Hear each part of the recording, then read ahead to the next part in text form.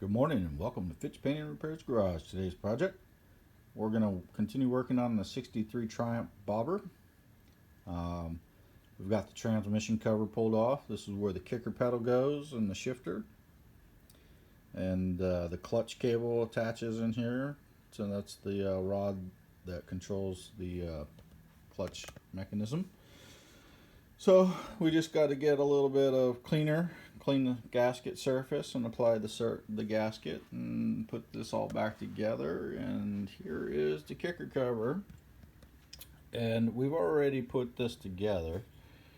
Inside here, there's a spacer there, and then this little control arm, and then this piece threads onto it. And this is what the control arm looks like. I bought a new one. But I ended up having to use the old arm and just attach the cable holder because that arm is considerably shorter than this one. And this is the original top that came out of it. I thought a piece had broken out of there, but apparently not. And this is, it just spread open a little bit and allowed the ball to pop out because the new one is assembled just like that. So that rod's a little long. We bent this back into shape a little bit, and you know, it's kind of weak looking. The other one's a little thicker material around that rim. Hopefully the new one holds up. And also had a lock nut. This didn't have a lock nut, and I kind of figure this might have wiggled loose. I don't know what happened, but it came apart same time that the chain popped. And we got a new master link. I actually bought 2 of them. And then you remember back, this kicker pedal cotter pin had broke, so we got the new one. And then we've got this case piece here. We did find the other piece to it that goes together, and that's on our new chain front sprocket viewing window on the case, right there, where the chain came up when the master link broke. She slapped that. Busted a big old hole in it, and we found all the pieces. We just gotta get it all put back together. So right now we're gonna concentrate on getting the kicker cover, the transmission outer cover put back on, drain the rest of the gear oil out, and top it off with some fresh brand new, put all brand new gear oil in it, and reassemble the clutch handle and all that. And then we got to get the chain all hooked up. We already got the master link installed. Master link is installed. So we got to do a rear wheel alignment, chain tension, and get the brake adjusted properly. And so once we got all that done, then we'll get her for another test ride. Hook up the brake switch here that mounts to the mud guard for the chain guard. But we had to pull that off so we can get to the chain so that we can see everything. And all right, as to what I suspect probably caused the chain failure, the keeper on the master link probably had come off. It slipped off, or it was knocked off. And what I found during this repair was this lower bolt and this lower bolt were missing. Now I had pulled this off and used it on the 67 to verify that engine and everything before I bought the parts, and then we reassembled it and put it on this. And I don't know if I just didn't torque it down enough, or possibly this bolt was run through the other, not this bolt, but the bolts that were on here were run through the other way. And there's very, very, very little clearance down in there for the chain to go by. And I suspect possibly what had happened was one of these bolts backed out and the chain hit it. I don't have any evidence of that. I'm just suspecting it. It's a possibility the bolt came out and went into the sprocket. I don't see any damage on the sprocket or anything, just the master link had come apart on the chain. So we got that all ready to go. and we're going to put it all back together. We're using this tank. This was the tank that had the red flames on it. And so we've got it all cleaned out on the inside, and we've got it all primered up and ready to go. And so we're going to put her back on there and run it primered up right now. As you see, we've got some primer wet sanding issues to deal with, but we should be getting some lower humidity weather coming. We're here in Florida. We've got this Hurricane Fiona is cruising by like a freight train, wiping out all the islands over there. Sad to say. We send our well wishes out to all those people who were riding that storm. God, hopefully you're all safe.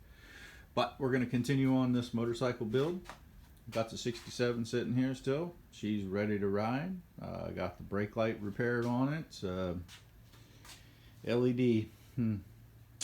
Supposed to last a lifetime. Didn't even last one riding season. So we're probably going to end up looking for some swap meet parts for this bike. Let's see here. We're coming on the end of September right now. So we got October 1st coming up. We got the rally over in Daytona, and we'll just see what this all holds for us. But for right now, we're going to get this 67 put back together. I mean the 63. Get her all put back together, and hopefully no other damage had happened, and this bike is up and running and ready to go. I'm hoping that these carburetors had sorted it out. And buyer beware. Here's a little story for you. Bought these online. They were supposed to have been off of a running machine, or at least taken off of a Triumph. Or take off used ones. They were very clean looking. They were sold as is, but they were told to be running. And what I had found during the inspection of them is on the other one, see this little brass ball? It's pressed into the body from the other side. This is the drill passageways for when they do the milling and they cast these and whatnot. And so this ball is pressed in, and that seals off your choke circuit from atmospheric pressure. When you engage the choke, it lifts open a passageway and allows air to come in through here on this one.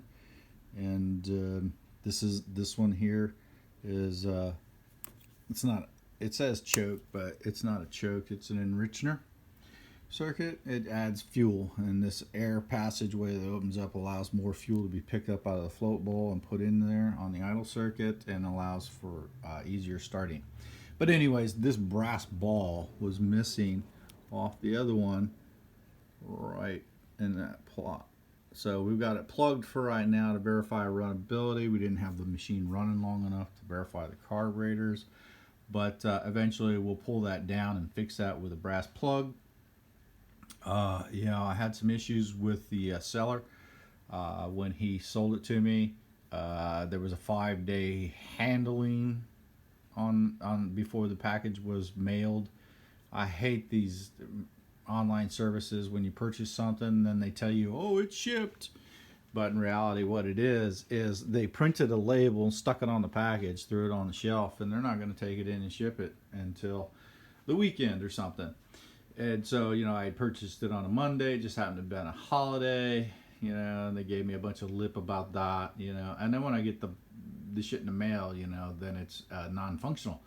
So, the only way to really get these, because it was purchased as is, I know what it is buying this stuff, and then he wants to request me to change my online post because he's more worried about his 100% satisfaction bullshit that they all manipulate so that they, get the algorithm, for eBay to sell their parts. Do your research before you buy stuff, people, and look at these guys. Pay attention to your mechanic when they tell you, hey, that person's on a no purchase list. Don't buy from this provider. He's begging me to change my response. Wanted me to ship them back to him. Well, it was purchased as is. You stand behind your sell, so that means you better inspect it before you sell it, because face the consequences of the online review. That's the power we have now. Do an online review. It does more than complaining or demanding refund or anything like that. Just post an online review of honest, no bashing, no nothing. Just online, honest, what you got. And if you can't deal with the poor review, provide a better service. You got one shot. You know, unless you want to send me a postage shipping label to mail it back to you, prepaid label, and then you send me refund. Um, I purchased it online. I paid for it in advance. I paid for the shipping in advance, and then you sent me the product. So do me the favor and do it the opposite way. Send me the shipping label, give me the refund, and I'll mail you back your product. That's the way to work. I am not sending it back to you and hoping that you fix it or send me back another better product. So send me a refund, send me a label, you get your carburetors back. Otherwise, just deal with the bad review. All right, that's enough about that. So on to positive things. Let's get this machine running. Let's see if these carburetors are worth it. I know I can fix it, so it's just a matter of, hey, I purchased it from you. It should have been good. You should have done an inspection, and I noticed that immediately on inspection. Hey, there's an open extra passageway here on the choke circuit. What's up with this? I can see the piston inside the choke. Something's wrong here. Oh yeah, there's a ball missing. Do an inspection before you sell your parts. And if you're going to be responsible for the inspection, know the part you're looking at so that you can spot damage or missing parts.